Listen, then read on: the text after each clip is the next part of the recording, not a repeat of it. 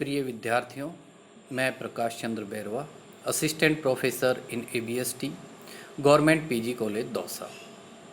BCom part third ABST के paper first, जो कि ऑडिटिंग एंड मैनेजमेंट अकाउंटिंग का है, उसमें हम ऑडिटिंग या अंकेक्षण पर चर्चा कर रहे थे और मुख्य रूप से हमने अशुद्धियों, कपट और गबन के बारे में विस्तार से चर्चा की। आज हम चर्चा करेंगे कि अशुद्धियाँ एवं कपट या गबन में क्या अंतर है।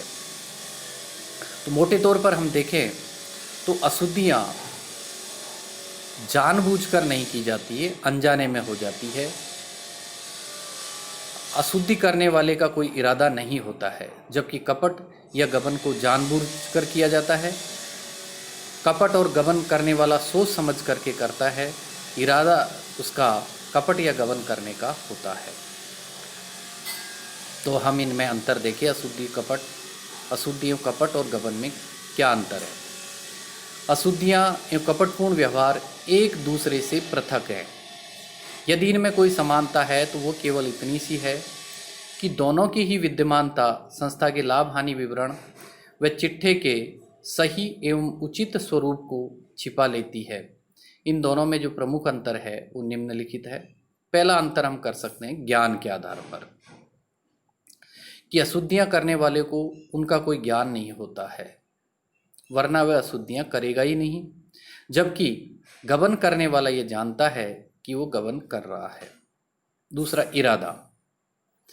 प्रत्येक व्यक्ति ये चाहता है कि उससे कोई भी गलती या अशुद्धि नहीं हो, जबकि गबन करने वाला पहले से इरादा करके गबन करता है, सोच समझ करके, प्लानिंग करके इरादन गबन या कपट को करता है। तीसरा अंतर है वो योजना की। अशुद्धियों के संबंध में व्यक्ति अशुद्धियां करने के लिए कोई योजना नहीं बनाता है, बल्कि अपने कार्य को इसलिए योजनाबद्ध तरीके से करता है कि अशुद्धियां या तो हो ही नहीं या फिर कम से कम हो। जबकि गबन करने वाला व्यक्ति अपने लक्ष्य में सफल होने के लिए पहले से योजना बनाता है और फिर उसे कार्यान्वित करता है। चौथा जो अंतर है अशुद्धि और कपट में, वो है परिणाम का। गलतियों का परिणाम निश्चित नहीं होता है। संस्था को इससे लाभ भी हो सकता है और हानि भी हो सकती है, और ये भी हो सकता है कि लाभ हानि पर कोई प्रभाव न पड़े। जैसे कि संस्था द्वारा कोई वस्तु बेचते समय भूल से अधिक कीमत वसूल कर ली गई हो, इससे संस्था को लाभ हुआ, और भूल से यदि नगद रसीद का जोड़ कम लग गया तो हानि होगी। और यदि क्रय पुस्तक व विक्रय पुस्तक दोनों का जोड़ प्रत्येक दशा में ₹1000 से कम लग गया हो तो फिर न तो हानि होगी और न ही लाभ होगा। इसके विपरीत गबन का परिणाम निश्चित होता है, और यदि गबन छिपा रह जाए तो उससे किसी एक पक्ष को लाभ तथा दूसरे पक्ष को हानि होती है। अर्थात जो गबन करता है सामान्यतः उसको लाभ होता है, और संस्था को गबन या कपट से हमेशा ही हानि होती है।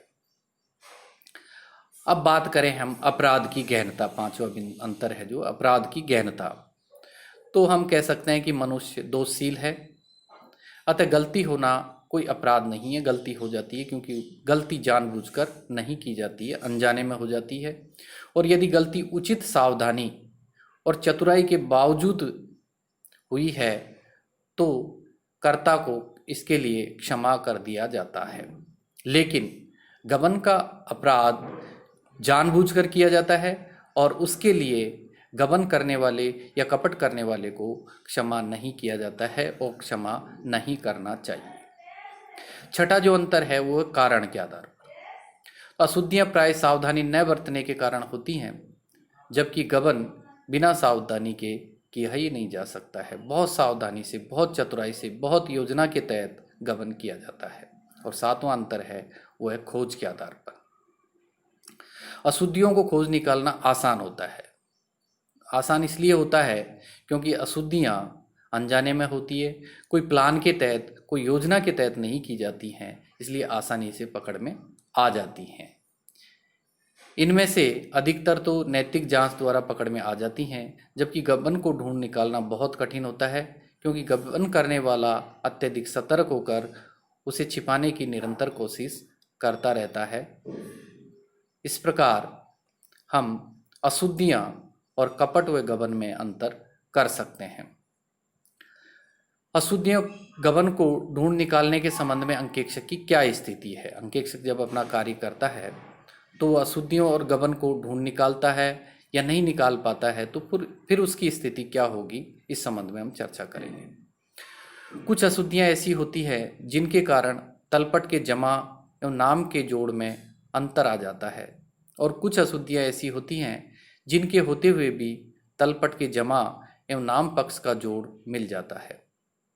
अब यहाँ प्रश्न ये है कि क्या प्रत्येक अंकेक्षण का ये उद्देश्य है कि उनके द्वारा इन सब प्रकार की अशुद्धियों और कपटों को ढूंढ निकाला जा सके, और यदि अंकेक्षक ऐसा करने में असफल रहता है तो क्या वह लापरवाही या कर्तव्य भंग का दोषी है। कहने का मतलब ये हुआ कि कुछ अशुद्धियाँ तो ऐसी होती हैं जो सामान्य जांच के दौरान ही प्रकट हो जाती हैं, पकड़ में आ जाती है, लेकिन कुछ अशुद्धियाँ ऐसी होती हैं जो छिपी रह जाती हैं और तलपट का जोड़ मिल जाता है।